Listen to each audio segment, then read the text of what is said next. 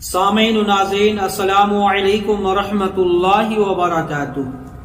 ہمیں امید ہے کہ آپ خیریت سے ہوں گے۔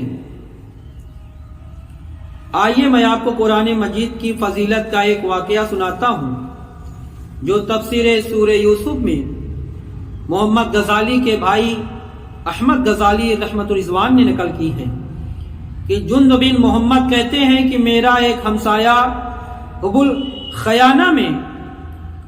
الخیانہ کا داروغہ تھا۔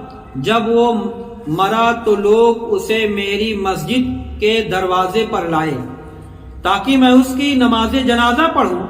میں نے اس کی نماز پڑھنے سے انکار کیا۔ لوگ اسے میری مسجد کے سامنے سے اٹھا کر لے گئے اور خود نماز جنازہ پڑھ کر اسے دفن کر دیا۔ میں نے اسے خواب میں دیکھا کہ اس کا لباس بھی سبز ہے اور قبہ بھی۔ دریافت کیا، پوچھا تجھے یہ کس درجہ کی سبب سے ملا؟ کہا قل هو اللہ احد کی تلاوت زیادہ کرنے سے۔